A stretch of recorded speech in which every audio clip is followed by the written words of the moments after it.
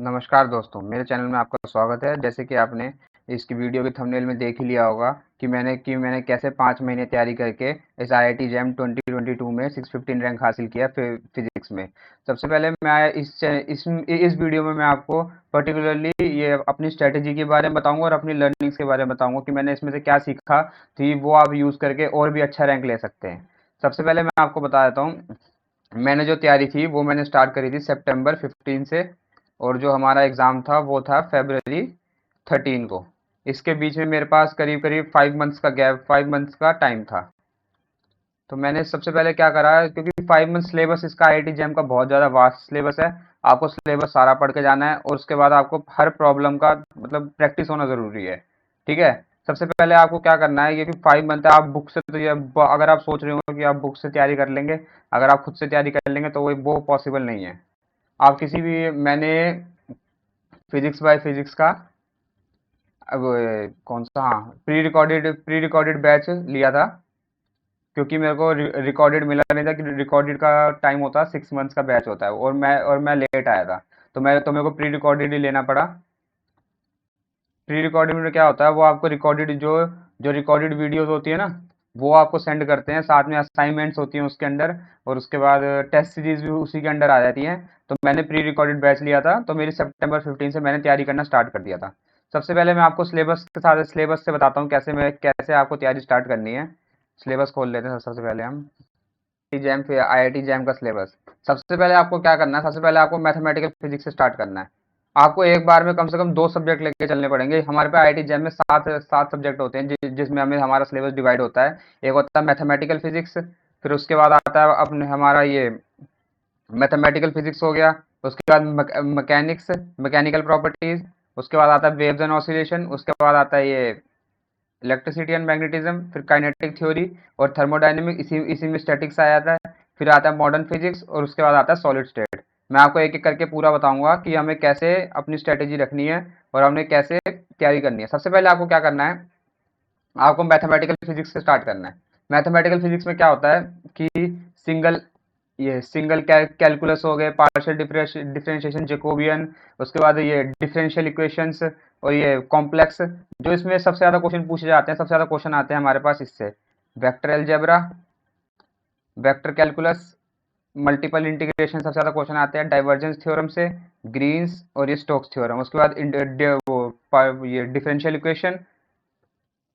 ठीक है। उसके बाद मैट्रिसेस एंड डिटर्मिनेंट्स, और ये अलजेब्रा ऑफ को इससे इससे कम ही क्वेश्चन आते हैं। और ये फोरियर सीरीज हो गया, जैकोबियन हो गया, इससे कभी कभार क्वेश्चन पूछे, लेकिन ये भी इंपॉर्टेंट है।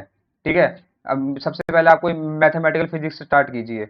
उसके बाद आप मैथमेटिकल फिजिक्स के साथ एक और चैप्टर ले सकते हैं। जो जो मैकेनिक्स है ना, वो आपको लास्ट में रखना है। मैं आपको बताऊंगा पूरा कि मैकेनिक्स कैसे कैसे करना है।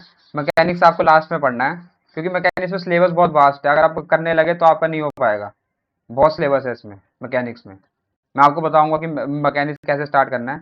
उसके बाद आप कर सकते हैं वेव्स एंड ऑसिलेशन कर सकते हैं। अभी मेरा रैंक इसलिए इसलिए भी कम था, क्योंकि मैं अपना पूरा सिलेबस भी कंप्लीट नहीं कर पाया था। मैं वेव्स एंड ऑसिलेशन में जो ऑप्टिक्स पार्ट था ना, वेव्स एंड ऑसिलेशन तो कर लिया था, लेकिन ऑप्टिक्स पार्ट में छोड़ गया था। ऑप्टिक्स पार्ट ही मेन है इसमें। ऑप्टिक्स पार्ट यहाँ से स्टार्ट होता है, ये यहाँ से फर्मेट्स प्रिंसिपल से लेकर रोटेशन ऑफ ऑप्टिक्स। इसमें मैंने सिर्फ पोलराइजेशन पढ़ा था, सर्कुलर और इलेप्टिकल पोलराइज कैसे निकालते हैं, और ये डबल डबल रिफ्रैक्शन। और ये इसमें ये ज़्यादा इंपॉर्टेंट था, तो मैं सिर्फ यही पढ़ के गया था। लेकिन इस बार ये वेव्स एंड ऑसिलेशन में सिर्फ ऑप्टिक्स से क्वेश्चन आए, कम से कम 14 नंबर के क्वेश्चन आए हैं इस बार। अगर मैं ये पढ़ के जाता, शायद मेरा रैंक और अच्छा हो सकता था। इसलिए मैं आपको सलाह दे रहा हूँ कि आप पूरा सिलेबस पढ़ के जाइए। अगर कोशिश होए तो आप पूरा सिलेबस करने की कोशिश कीजिए। ठीक है, ये नहीं कि ये आधा छोड़ दीजिए। ठीक है, जहाँ जहाँ छोड़ना होगा वहाँ मैं आपको बता दूंगा, चाहे कि कैसे कैसे आपको छोड़ना है, कौन सा ज़्यादा इंपॉर्टेंट नहीं है, कौन सा इंपॉर्टेंट है। ठीक है। इसमें जो है, अगर आपको ऑप्टिक्स छोड़ना भी है तब आप मेन ये करके जाइए, पोलराइजेशन पढ़ के जाइए, लीनियर सर्कुलर और इलिप्टिकल पोलराइजेशन कैसे निकालते हैं हम, डबल डबल रिफ्रैक्शन, और ये फ्रेन ऑफ डिफ्रैक्शन। ठीक है। उसके बाद थिक लेंस, ये इसमें से इतने क्वेश्चन नहीं पूछे जाते। डिफ्रैक्शन ग्रेटिंग से बहुत क्वेश्चन आते हैं। उसके बाद रे लाइट क्राइटेरिया नहीं। उसके बाद ये जो जिन जिन टॉपिक को मैंने बताया है, ये आप पढ़ के जाइए, ये इंपॉर्टेंट टॉपिक है।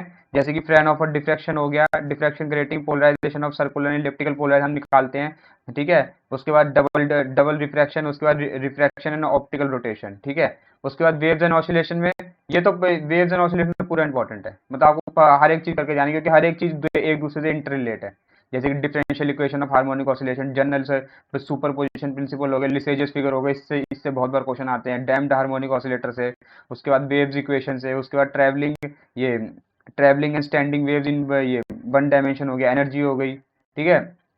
इसके बाद आपको ये ध्यान रखना कि आपको एक साथ दो सब्जेक्ट चलाने हैं, मैथमेटिकल फिजिक्स और ये ऑप्टिक्स, ठीक है। तो जैसे ही आपको ऑप्टिक्स खत्म होता है, आपको आ जाना है सीधा इसमें, ये इलेक्ट्रिसिटी एंड मैग्नेटिज्म में। इलेक्ट्रिसिटी एंड मैग्नेटिज्म में हर साल सबसे ज्यादा क्वेश्चन की वेटेज इसी इसी से होती है, एक मॉडर्न और एक इलेक्ट्रिसिटी एंड मैग्नेटिज्म। इसलिए आपको इलेक्ट्रिसिटी तो पूरा करके जाना है। आप कुछ भी छोड़िए टॉपिक, अगर आपको छोड़ना है तो कोई भी छोड़िए, लेकिन आप इलेक्ट्रिसिटी मैग्नेटिज्म से करके जाइए, ठीक है। इसमें जैसे कि कूलम्स लॉ हो गए, गॉस लॉ, इसमें से बहुत क्वेश्चन आते हैं। ये कूलम लॉ से क्वेश्चन आ जाता है, गॉस लॉ से बहुत क्वेश्चन आते हैं, इलेक्ट्रोस्टैटिक बाउंड्री कंडीशन से क्वेश्चन आते हैं, लेप्लास के क्वेश्चन आते हैं, बायट सर्वेट्स लॉ हो गए। ये आपको पूरा करके जाना है, ठीक है। उसके बाद आया था हमारे पास ये काइनेटिक थ्योरी। काइनेटिक थ्योरी में भी लगभग पूरा ही करके जाना है काइनेटिक थ्योरी।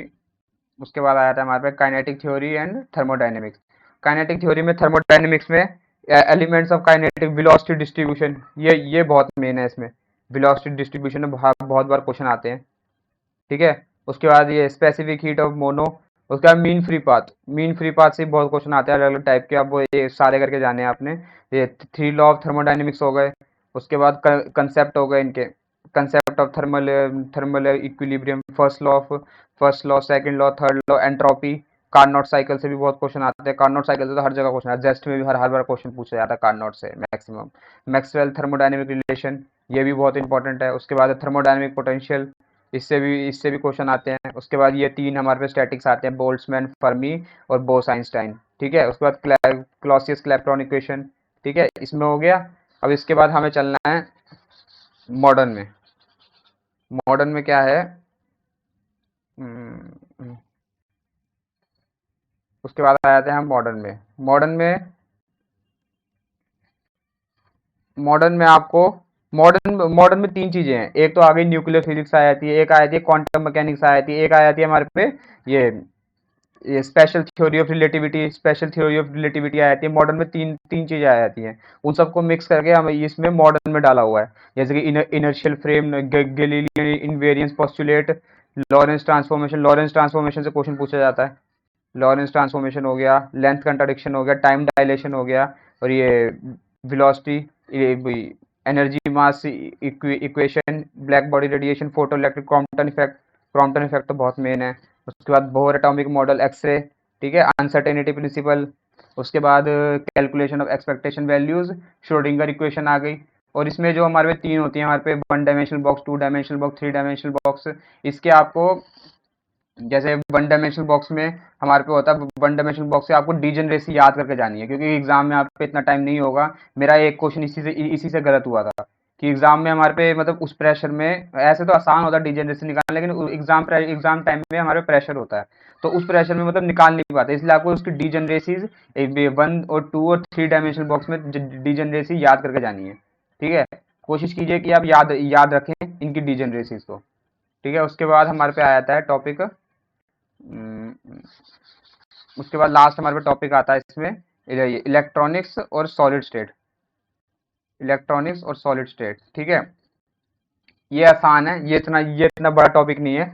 इसमें जैसे कि क्रिस्टल स्ट्रक्चर हो गए, ब्रेवियस लैटिस हो गए, मिलर इंडाइसिस कैसे निकालते हैं, ब्रैग्स लॉ। उसके बाद आया सेमीकंडक्टर फिजिक्स आ जाती है इसमें, रजिस्टिविटी, फर्मी लेवल निकालना, ये पूरा फॉर्मूला बेस है। ये जो हो गया अपना इंट्रिंसिक से लेकर कहाँ तक, पीएन जंक्शन डायोड तक, ये पूरा फॉर्मूला बेस है। इसमें सारे फॉर्मूले हैं, आपको फॉर्मूले याद रखने हैं तो आपको हो सकता है, नहीं तो नहीं। बस सीधी बात है, ऐसे इतना कुछ नहीं है इसमें। उसके बाद जीना डायोड पे क्वेश्चन आते हैं। उसके बाद बीजेटी पे क्वेश्चन आते हैं।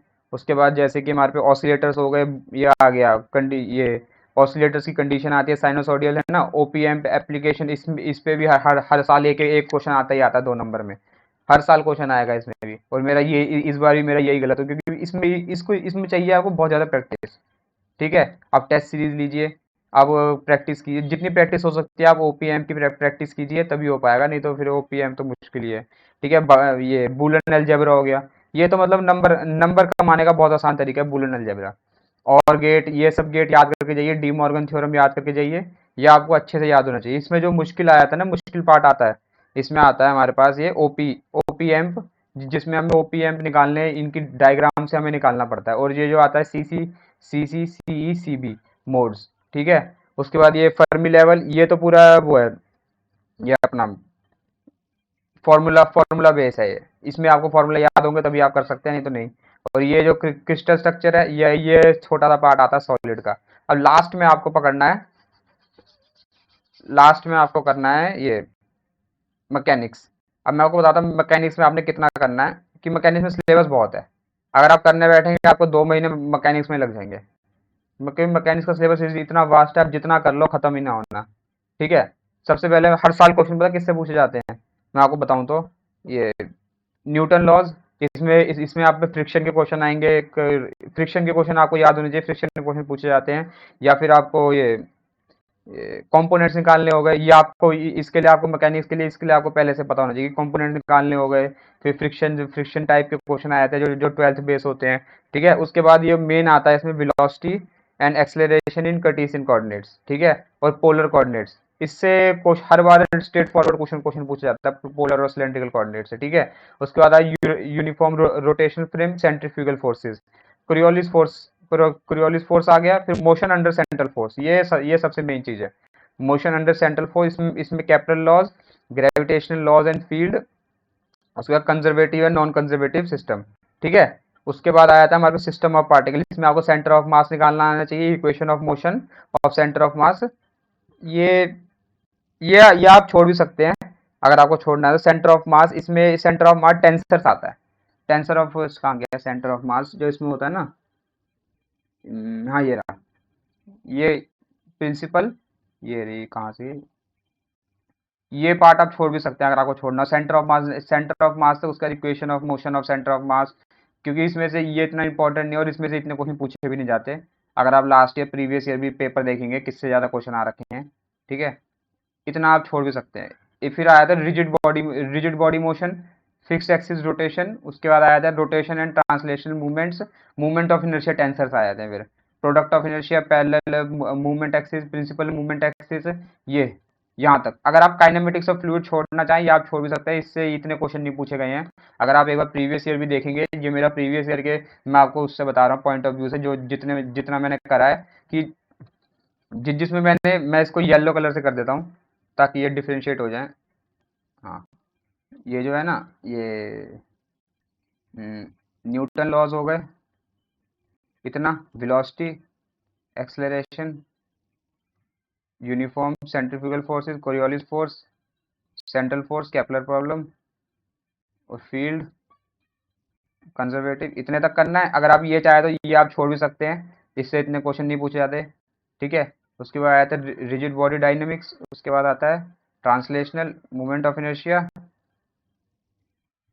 उसके बाद parallel movement of inertia, kinematics of, ये भी आप छोड़ सकते हैं। मैं भी सिर्फ इतना ही करके गया था, क्योंकि ये है ना, मैकेनिक्स में आप कितना भी सिलेबस बहुत वास्ट है। आपको सिर्फ मैकेनिक्स में असाइनमेंट में स्टिक रहना है और टेस्ट सीरीज देनी है, और इससे आगे मत जाइए कि आप। मेरे आए थे इस बार 50.67, जिसमें मेरा रैंक था ये 615 रैंक आया है मेरा। ठीक है, अगर आप, और जिसके 62 मार्क्स हैं उसके आया है 210 रैंक। ठीक है, अगर आप इसके भी बीच में अगर 55 तक मार्क्स भी आ जाते हैं ना, 55 मार्क्स, तो आपका रैंक आ जाएगा अंडर अंडर आपका आ जाएगा अंडर 400 रैंक आपका आ सकता है। मतलब आप 5 मंथ तैयारी करके भी अंडर 400 रैंक आप आसानी से ले सकते हैं, उसमें कोई वो नहीं है परेशानी। क्योंकि मेरे एग्जाम में मेरे से थोड़ी मिस्टेक्स हुई थी, नहीं तो मेरे 4-5 मैं आपको बता रहा हूँ ना, कि जैसे कि एक डी जनरेसी लेवल याद कर लीजिए, डी जनरेसी। ठीक है, और एक मेरी मैथमेटिकल फिजिक्स में भी, और एक टाइम मैनेजमेंट बहुत ज़रूरी है। आप अपनी टेस्ट सीरीज बहुत ध्यान से दीजिए, उसमें थोड़ी स्पीड बनाने की कोशिश कीजिए। और स्पीड कैसे बनेगी, आपको सबसे ज़्यादा ध्यान देना अपना मैथमेटिकल फिजिक्स में, क्योंकि मैथमेटिकल फिजिक्स में क्या है कि एक फिजिक्स में होता क्या है, एक बार आपको पता ये पता लग जाता है कि आपको फॉर्मूला, जैसे कि आप ले लीजिए ये इलेक्ट्रोस्टैटिक ले लीजिए। इलेक्ट्रोस्टैटिक में एक बार आपको पता लग गया कि मेरे को ये फॉर्मूला यूज करना है, उसके बाद तो मैथमेटिक्स ही है सारी, ठीक है ना। उसके बाद तो फिर वो उस पे उसी पे डिपेंड करेगा ना कि आपकी स्पीड कितनी है, आप कितनी जल्दी क्वेश्चन कस पाते हैं, कितनी जल्दी आप एक डाइवर्जेंस निकाल पाते हैं, डेल क्रॉस एफ निकाल पाते हैं। आपको डेल क्रॉस एफ का तीनों में फॉर्मूला याद होना चाहिए कि स्पेरिकल में, स्पेरिकल पोलर कोऑर्डिनेट में, सिलेंड्रिकल पोलर कोऑर्डिनेट में और कार्टेशियन में। कर्ल याद होना चाहिए, डाइवर्जेंस याद होना चाहिए, ग्रेडियंट याद होना चाहिए आपको, ठीक है। उसके बाद आप कोशिश कीजिए कि आप अपने नोट्स बनाएं, ताकि आपको एग्जाम टाइम में आपको कम से कम एक दो बार तो रिवाइज करना ही पड़ेगा सिलेबस। मैक्सिमम आपको कम से कम तीन तीन बार तो रिवाइज करना ही पड़ेगा सिलेबस। तो फिर वो अगर आप उस अपनी कॉपी से याद करेंगे तो वो एफिशिएंट वे नहीं है पढ़ने का, ठीक है। आपको आप कोशिश कीजिए कि आप अपने नोट्स बनाएं, उससे पढ़ें, है ना। उसके बाद आप ये कोशिश कीजिए कि डिमोटिवेट नहीं होना इन 5 महीने में, कि आपने आपने देख लिया ये टेलीग्राम पे आपने कोई ग्रुप ज्वाइन कर लिया, उसमें आपने देख लिया एक कोई बच्चा है, वो आपसे आपसे जल्दी क्वेश्चन कर रहा है, आपसे आसान क्वेश्चन मतलब जल्दी क्वेश्चन कर रहा है, ठीक है। उसको देख के डिमोटिवेट नहीं होना कि मैं तो क्वेश्चन कर नहीं पाया, तो फिर मैं मेरा हो नहीं पाएगा, ये इतने अच्छे से क्वेश्चन कर रहा है। मेरे को आज भी याद है कि मैंने जब एग्जाम था 13 तारीख को, मैंने एक 1.5 महीने पहले मैंने अपनी पहली टेस्ट सीरीज दी थी, फुल लेंथ टेस्ट दिया था मैंने। मेरे को आज भी याद है, मेरे पहले फुल लेंथ टेस्ट में 11.35 मार्क्स आए थे आउट ऑफ 100, ठीक है। और टेस्ट सीरीज को ये मत समझिए कि जितने आपका टेस्ट सीरीज में आ गए और एग्जाम में डिमोटिवेट होगा, टेस्ट सीरीज से डिमोटिवेट नहीं होना, उससे उसको उसको कोशिश करनी है कि आपने उस क्वेश्चन को कि आप और परफेक्ट कैसे कर सकते हैं। मैंने 2 टेस्ट सीरीज ले रखी थी, एक मेरे पे फिजिक्स बाय फिजिक्स की थी, एक मैंने आईएफएस की टेस्ट सीरीज ले रखी थी। मैंने ये 15-20 दिन पहले ज्वाइन करी थी, कि मैं इसमें सारे क्वेश्चन तो नहीं कर पाया था, मैंने सिर्फ मैथमेटिकल मॉडर्न और एक ये काइनेटिक करा था सिविक्स में से, मैंने आईएफएस से। और इसमें आते हैं हमारे पास 5 फुल लेंथ टेस्ट आए थे, फुल लेंथ आए थे, और ये 7 सब्जेक्ट टेस्ट आए थे, जो हमारे पास 7 सब्जेक्ट हैं इसमें, ठीक है। और डिमोटिवेट नहीं होना, और क्या, सब कुछ हो गया है, डिमोटिवेट नहीं होना, ये हो गया। और आपको आपको बस अपने ऊपर विश्वास रखना, मतलब टेस्ट सीरीज में आपको कम कम मार्क्स आ रहे हैं, तो आपको कोशिश करनी है कि आपको वो क्वेश्चन आप रिवाइज कीजिए, एनालाइज कीजिए, खुद को सेल्फ एनालाइजेशन कीजिए कि आप कहाँ गलत हुए, कहाँ आप वो अच्छा कर सकते हैं। आपको 100% करने की जरूरत नहीं है, ठीक है। अपनी एक्यूरेसी पे ध्यान दीजिए। और एक चीज और याद रखिए कि एग्जाम के 1.5 मंथ पहले से टेस्ट सीरीज और फुल लेंथ टेस्ट देना स्टार्ट कर दीजिए, ठीक है। अगर आपका सिलेबस कंप्लीट नहीं हुआ, उसको उसको साथ साथ लीजिए, मतलब दिन में अगर 4 घंटे अगर टेस्ट सीरीज में, 5 घंटे टेस्ट सीरीज में लगा रहे हैं, 3 घंटे का टेस्ट हो गया, 2-3 घंटे उसको एनालाइज करने में भी लग जाते हैं, ठीक है। उसके बाद आप मतलब 3 घंटे आप उसको उसको वो करिए, अपने उस सब्जेक्ट को दीजिए जो आपका नहीं हुआ, ठीक है, जो आपको कंप्लीट करना। और एग्जाम से एक एक महीने हाँ 1 महीने पहले, एग्जाम से 1 महीने पहले आपको कोई नया सब्जेक्ट नहीं पढ़ना, जो है उसी को रिवाइज कीजिए, क्योंकि आप नया पढ़ेंगे, जो जो पुराना है वो भी भूल जाएगा, ठीक है। कंपटीशन इज ऑल अबाउट ये याद रखना, कंपटीशन ही, और कंपटीशन सिर्फ इसके बारे में है कि किसने कितना याद रखा हुआ है, किसको कितना आता है। ज्यादा याद रखना कंपटीशन में कुछ नहीं होता ऐसा, ठीक है। नंबर आपने उतने लेने हैं, नंबर 55 से 60 के बीच में ले आइए, आपका रैंक अंडर 400 आ जाएगा, अंडर 400 आपको आईआईटी मिल जाएगा कोई अच्छा, ठीक है। धन्यवाद। अगर आप